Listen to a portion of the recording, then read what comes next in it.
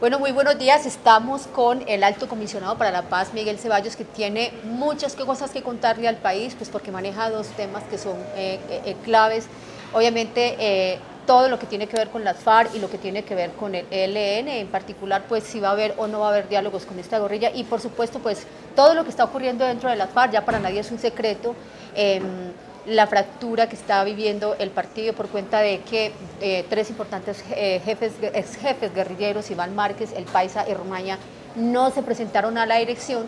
Y yo quería, doctor Ceballos, bienvenido. Muchas a este Facebook Live con el tiempo.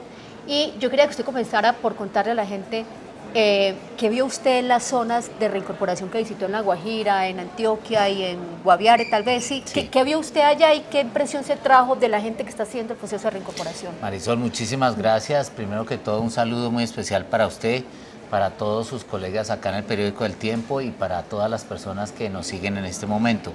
Efectivamente, la primera decisión que tomó el señor presidente de la República, aún antes de posesionarse en su cargo, fue visitar varias personas importantes de la comunidad internacional. Una de ellas fue Jean Arnaud, que es el director de la misión de verificación de las Naciones Unidas, y en esa reunión se habló de la importancia de darle continuidad a los compromisos y a los acuerdos asumidos por el gobierno y por el Estado en el caso del acuerdo con las FARC. En ese contexto, yo el segundo día después de haberme posesionado, el 14 de agosto, visité los espacios territoriales de capacitación y reincorporación, como usted lo dijo, el primero de Colinas, en el Guaviare, después en Llano Grande, en Antioquia, y finalmente el de Pondores, en La Guajira. Lo que uno puede ver ahí es algo bien importante. Hay personas que realmente muestran un compromiso sincero y claro con la paz. Hay voluntad de paz en muchos de los excombatientes. ¿Sabe qué me sorprendió y me gustó mucho? Sí, ¿en qué andan? No, pues ver esa cantidad de niños, una cosa impresionante. Y me decían que ahorita en octubre hay un baby boom, es decir, van a nacer, si mal no recuerdo, como 87 niños. ¿Eso qué muestra? Muestra que hay una estabilización en esa comunidad, muestran que hay una vocación de seguir cumpliendo con los acuerdos, y eso es importante. También, ya contrastando eso, hay muchas necesidades. Nosotros somos conscientes de que la implementación en el anterior gobierno no ha llenado todas las expectativas de las personas que están ahí en ese lugar, pero no solamente de ellos, sino de los vecinos. Las comunidades vecinas también necesitan que se les preste atención, porque de pronto ven pasar una cantidad de desarrollo y beneficios, pero ellos se sienten que siguen en las mismas. Entonces creo que es el contraste. Hay un desequilibrio entre los excombatientes y la población que ha padecido toda la vida la guerra. Sí, pero eso, digamos, no es culpa de nadie. Eso es un esquema y una dinámica que hay que superar, y yo creo que este gobierno lo va a lograr a través de lo que se llama la Consejería para la Estabilización, que no es responsabilidad mía, pero que estaremos trabajando con el doctor Emilio Archila en ese sentido. Un poquito a la gente, doctor Ceballos, ¿eso por qué? Porque es que uno de los grandes, tal vez, problemas que ha habido en la implementación es que ha habido muchos cargos y no se sabe quién asume al final de cuentas la implementación de los acuerdos de paz. ¿Cuál es su tarea y cuál es la tarea del consejero para la estabilización que usted menciona? Muchas gracias. Mi tarea es seguir siendo el Alto Comisionado para la Paz,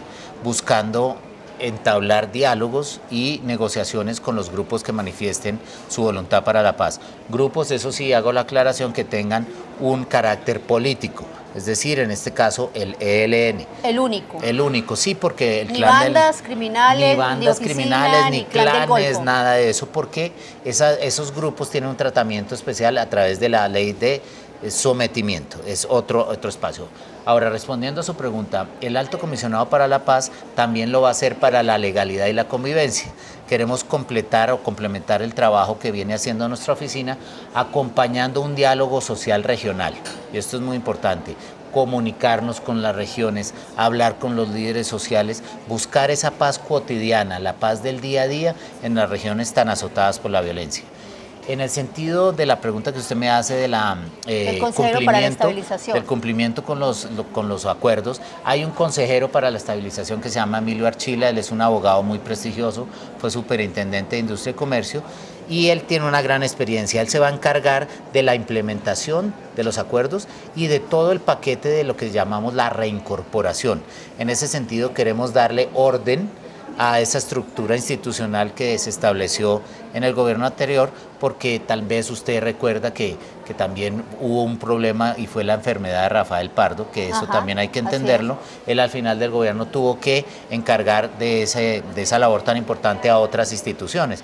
Entonces, en este momento lo que estamos es reorganizando la casa, haciendo una reingeniería para poder cumplir institucional, para que cada uno haga lo que le corresponde. Yo creo que una prioridad, doctor Ceballos, es sin duda el tema de los proyectos económicos de los exguerrilleros, que todo el tiempo se quejan de que no han podido, de que no les ha llegado la plata, que están medio paralizados, que los que están teniendo cultivos de cachama o están sembrando maíz, etcétera, o están haciendo asuntos de sastrería, todo tiene que ver más con la financiación de la cooperación internacional y que todavía no llega la plata del gobierno. ¿Qué pasa? ¿Y tienen algún plan de emergencia para resolver este punto? Y ya le digo por qué le hago esta pregunta. Sí, yo constantemente, déjeme decirle que ya he recibido un par de cartas de varias personas excombatientes de los sitios de capacitación y reincorporación, en las cuales manifiestan preocupaciones.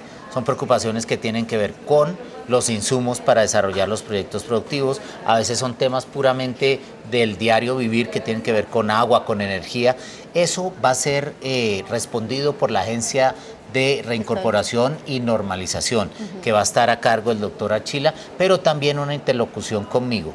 En ese sentido es muy importante ver esto. Fueron muy poquitos proyectos los que se lograron aprobar en el gobierno pasado con apoyo de la cooperación internacional, pero esos proyectos que están funcionando, y yo lo vi con mis propios ojos, realmente están dando frutos. Los excombatientes están tomando en serio esto. Déjeme decirle, en Colinas, en Guaviare, encontré unos siembros de maracuyá espectaculares, unas piscinas de piscicultura enormes ya produciendo. Entonces, lo importante ahora es que estos recursos de semilla que se han dado a los espacios territoriales donde hay excombatientes sean bien aprovechados, y hay algo fundamental, y ya lo expresamos en el gobierno del presidente Duque, es darle mercado, es decir, que esos productos que ellos producen también tengan un encadenamiento productivo en el cual tendrá que participar no solamente la Agencia de Reincorporación y Normalización, sino todo el Estado, el Ministerio de Agricultura, sobre todo, exactamente. Incluso Ministerio de Comercio. Por supuesto, para mover esto, pero fíjese usted que ese es un problema que no solamente tienen los excombatientes de FARC, sino todo el país.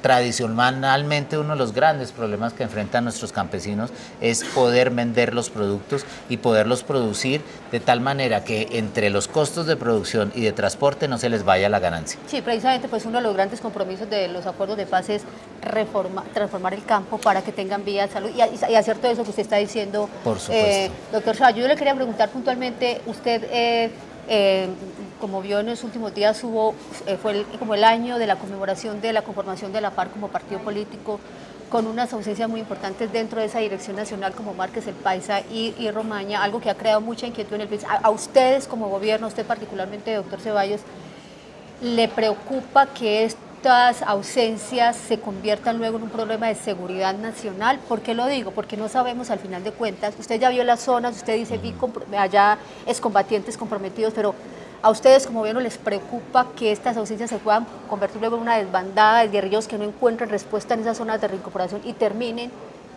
otra vez haciendo parte de un rearme, tal vez encabezado por estos 13 jefes guerrilleros de los que nadie sabe dónde están hoy? Marisol, lo primero, y agradezco su pregunta, es manifestar la voluntad del presidente Duque y de su gobierno por cumplir con los acuerdos.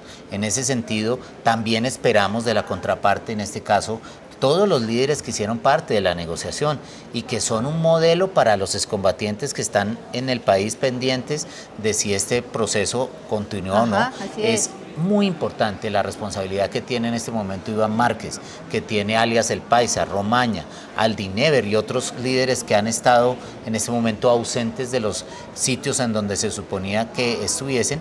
¿Por qué digo que es una gran responsabilidad? Porque es un mensaje que se le envía al país de respeto a lo acordado. Ellos pueden de pronto tener algunas reservas, pueden tener algunas dudas, pero esa ya no es la manera de tramitarlas. Las FARC son hoy un partido político, ya no son las FARC, sino la FARC, la Fuerza Alternativa Revolucionaria del Común, y como tal su responsabilidad es como la de cualquier otro partido político. La segunda parte de su pregunta, sí preocupa que ellos no den razón de lo que están haciendo por dos cosas. Uno, por su propia seguridad, porque en el momento en cuando ellos desisten de su esquema de protección, obviamente ya el Estado no tiene la responsabilidad de protegerlos. Entonces, bien importante que el pueblo colombiano entienda esto. Ellos en este momento deberían tener una protección especial a la cual están renunciando. Y segundo, en el tema de ese fantasma del rearme, ese fantasma de lo que se llaman hoy los GAOs o los grupos organizados armados residuales o conocidos como disidencias, eso preocupa mucho al gobierno nacional, porque esperamos y de verdad confiamos en que estas personas cuyo paradero hoy no conocemos se presenten pronto y respondan ante su juez natural, que es la Justicia Especial para la Paz, la JEP, porque de lo contrario obviamente entrarán en un esquema complicadísimo de cometer nuevos delitos, y eso evitará que sean beneficiarios de todo ese acuerdo. Esa es una tarea que debe ser de la FARC, llamar a estos guerrilleros que hoy están desaparecidos, entre comillas, o el gobierno va a intentar hacer algo para que ellos, digamos, se sientan en el deber, o por lo menos incentivados para volver, porque alegan también razones de seguridad, temores a la extradición. Bueno, es que hay que distinguir ahí, los temores de la seguridad se superarían mejorando sus esquemas, y ellos no se habían quejado de sus esquemas de seguridad, incluso varios miembros de sus esquemas hacían parte de excombatientes, eran grupos de excombatientes. En el tema de la extradición, esa ya no es algo que dependa solo del gobierno nacional, depende de la rama judicial, es decir, si la Justicia Especial para la Paz encontrara que ellos hubiesen cometido algún tipo de delito después de la firma del acuerdo, ya eso es una decisión de la Justicia Especial para la Paz, que después irá a la Corte Suprema, y es la Corte Suprema la que decidirá si es posible o no una extradición. Como quien dice que al final de cuentas cada jefe guerrillero responde por lo que hace o por lo que hizo después, y ahí ya es una cosa que se sale de las manos del gobierno. Y sabe que yo percibí eso en el pleno que tuvo el partido de la FARC este fin de semana, y me pareció una decisión muy madura de Rodrigo Londoño Echeverry, más conocido como Timochenko. Dijo que aquellos que no están en el proceso regresen al proceso. ¿Por qué? Porque tienen que dar un testimonio de que se está cumpliendo la ley y la Constitución, porque no hay otra manera de lograr que ese acuerdo sea exitoso. Ustedes han llegado a pensar, también pensando, digamos, así un poco en temas de seguridad nacional, que de pronto estos jefes guerrilleros terminen en Venezuela otra vez. ¿Qué significaría eso para, eso sería pues muy para nosotros aquí desde Colombia? No, eso sería muy desafortunado, muy grave. ¿Por qué? Porque estas personas, de las cuales no sabemos hoy dónde están, fueron parte de la negociación. Ellos mismos diseñaron los mecanismos de seguridad y de justicia que hoy ellos mismos están desconociendo. Si además está en un territorio extranjero, sin haber avisado a las autoridades colombianas, usted sabe que cuando uno sale de Colombia, usted sella su pasaporte, especial, claro, entonces empiezan a delinquir, y eso sería una pésima noticia para Colombia. Bueno, doctor Ceballos, digamos que el mensaje es finalmente que vuelvan. Usted también hace un llamado a que estos jefes guerrilleros vuelvan y se presenten, se acojan pues a todo lo que usted mismo dice, firmaron y ayudaron a construir en La Habana, ¿cierto? Así es, ahí está la legislación, está la justicia, que confíen como lo hacemos todos los colombianos en ella. El gobierno insiste, doctor Ceballos, o no el gobierno, el Centro Democrático, en presentar un proyecto para que los jefes de la FARC que están hoy en el Congreso tengan que salir si son condenados en la JEP. ¿Usted qué piensa de ese proyecto? ¿Lo respalda? Bueno, ahí hay que hacer una claridad. Los proyectos de ley que se presenten y que sean aprobados de ninguna manera pueden afectar a las personas que ya tienen unos derechos políticos. Y el presidente Duque en este caso ha sido muy claro, los proyectos que se presenten serán a futuro, por una razón. Los abogados hablamos de un principio en derecho penal que es sagrado, que se llama el principio de la favorabilidad, es decir, entre dos leyes, una que sea mala para un condenado, sea perjudicial, o para un acusado, y otra que sea más favorable, se aplica siempre la más favorable. En ese sentido hay mucha claridad. presidente Duque ha sido absolutamente claro que todas las reformas que lleguen a aprobarse serán siempre hacia el futuro. Es decir, los actuales jefes de las FARC que están en el Congreso, cuando sean condenados en la JEP, no van a tener problemas para seguir haciendo su labor en el Congreso. Esa es una muy buena pregunta. Siempre y cuando la sanción que imponga la JEP sea compatible o no con el ejercicio del cargo. Se lo explico. Si la JEP lo que dice es que, por ejemplo, uno de los que están en el Congreso no puede ejercer al mismo tiempo su cargo y estar en el Congreso, esa ya es una decisión de la Justicia Especial para la Paz y no del gobierno. Bueno, doctor Ceballos, un par de últimas preguntas relacionadas con el ELN, la gran expectativa hoy, si este proceso sigue o no sigue, teniendo en cuenta que esta guerrilla tiene secuestradas a varias personas. Y el presidente se dio 30 días para resolver la situación con el ELN. Estos 30 días se cumplen exactamente el 7 de septiembre, estamos hablando 3 días. Dentro de 3 días. Bueno, ¿qué respuesta le tiene el gobierno al ELN sobre eso, o al final de cuentas esto, qué va a pasar con los secuestrados? Es decir, faltan 3 días, ¿qué tiene usted que decirle a esta guerrilla 3 días antes de que se venza el plazo que se puso el presidente Iván Duque? Más que una respuesta del gobierno al ELN, es una respuesta del ELN al gobierno, porque mire, yo le digo, el día de la posesión del presidente, él anunció 30 días de evaluación, y eso era un mensaje de paz y reconciliación, era un espacio para la reflexión. Desafortunadamente no pasaron 24 o 36 horas cuando el ELN secuestró otras 3 personas. Entonces, este es un momento muy delicado, porque la evaluación termina dentro de pocos días, y lo ha dicho el presidente de la República y lo he repetido yo como su alto comisionado para la paz. El gran mensaje de voluntad de paz que puede expresar en este momento el ELN es la liberación de todos los secuestrados. Es el único mensaje de paz que ustedes aceptan es decir, para ustedes decir, estoy interpretando, doctor Ceballos, para ustedes decir, bueno, sí hay una posibilidad con el ELN, la única posibilidad es que esta guerrilla decida liberar a los secuestrados antes de que se cumpla este plazo, es decir, en 3 días. Ahora, ellos en un comunicado hoy dan una luz. Ellos dicen que van a liberar a los secuestrados, obviamente señalan al gobierno de no haber hecho unos protocolos, pero la razón real no son los protocolos, Marisol, eso es muy sencillo de hacer, y además no está en cabeza del comisionado, eso está en manos del Ministerio de Defensa y se ha hecho muchas veces. Usted le entrega unas condiciones donde están las coordenadas donde supuestamente están estas personas. Se da un tiempo antes y después para la liberación. ¿Es eso, operaciones militares? Sí, es operativo, cortico, y además siempre la Cruz Roja Internacional ha estado ahí.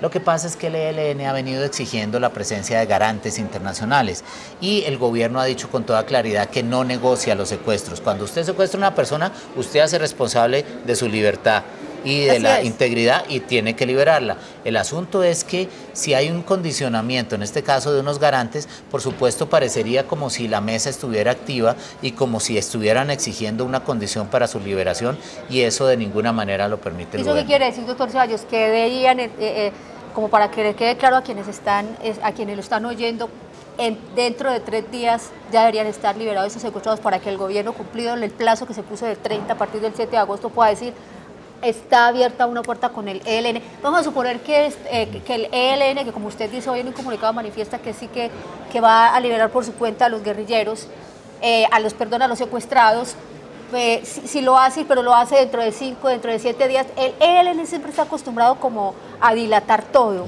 ¿sí?